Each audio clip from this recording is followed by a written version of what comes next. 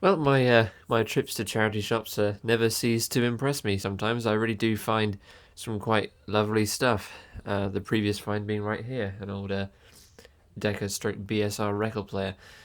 Uh, Actually, before I begin this video, I should probably tell you that yes, I do have a slight cold. I'm not going to edit it too much because, like I said, I've got a cold and it's like, yeah, I'm just not in the mood to do a lot of editing. But I just want to show you guys this. This is a Grundig TK20. Now, let's lift the lid and find out what it is. Wow. That's right, it's a tape recorder, as you can clearly see. I believe it was manufactured around 1958 and probably through to the early 60s. It is, of course, mono, and it's only got one speed, but it really is in fantastic condition. And a valve amplifier in it, of course. So we have some functions. Recording source selector. So you've got microphone, radio, whatever diode is. I've forgotten what that means. Our volume control is here. This is also our tone and power control. And when you're in record mode, it serves as the monitor volume level. You pull it up to turn the internal speaker off and push it down to turn it back on. This is, of course, your play controls. That's stop, that's rewind, that's play, that's idle, I guess. That's fast forward. And you got your tape counter, which you can reset and what have you. Let's see if I can turn this around without knocking things over. I bet I can't.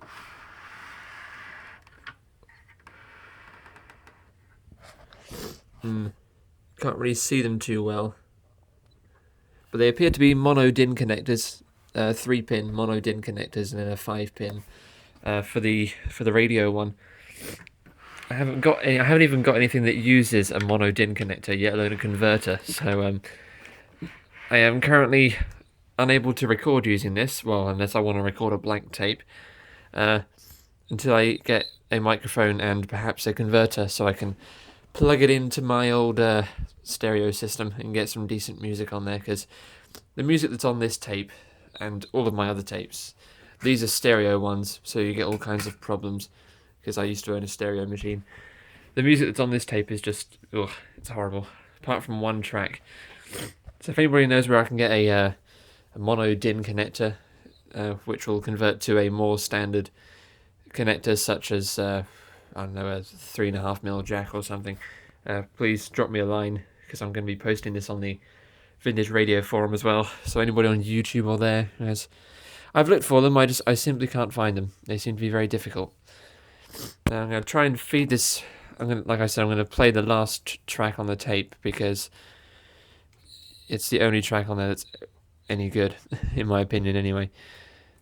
I've never done this with one hand before. Wait. Yeah, you sort of do need two hands, really. Let's just. I do apologise for this horrible video camera work here.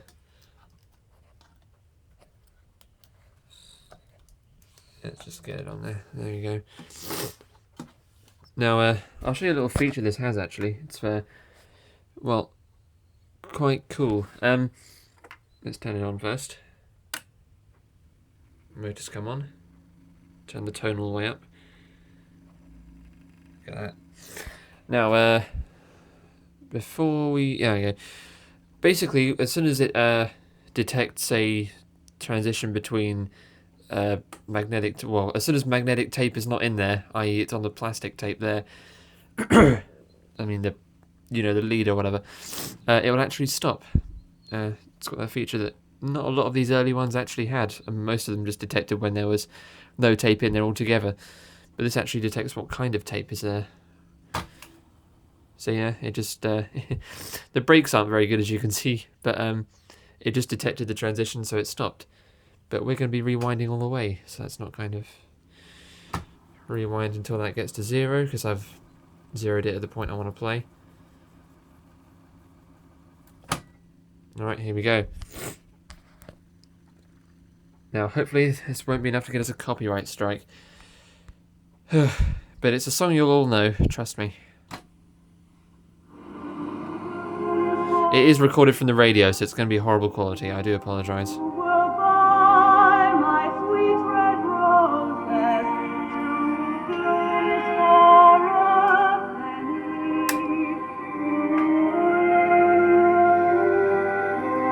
The heads are actually pretty clean, surprisingly.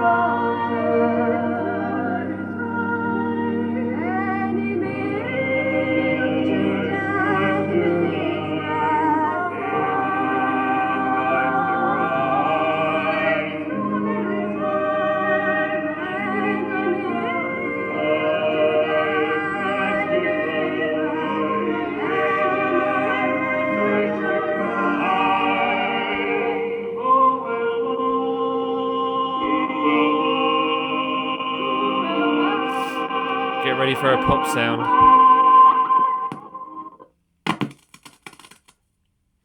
Yeah, I'm not quite sure why it does that. Probably a dirty switch or something. But now we can just play the tape forward and then let it run all the way through.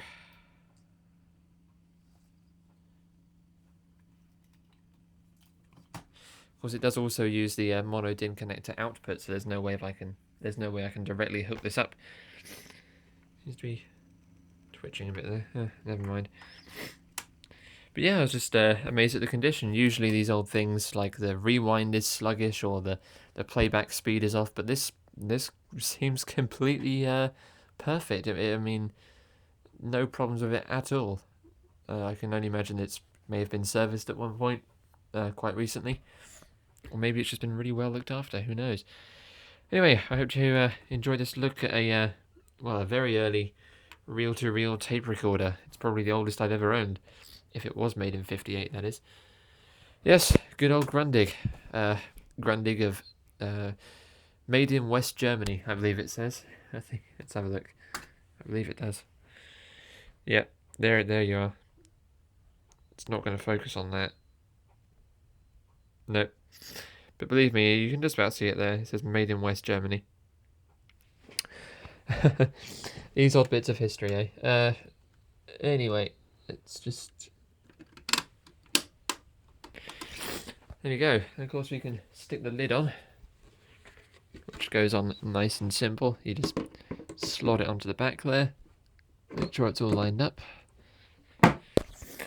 Twist these things around. And then of course unplug it. It's got a space for storing the mains lead on the bottom. And then take your lovely recorder wherever you may venture to. Anyway, thanks very much for watching. I'll see you in the next video.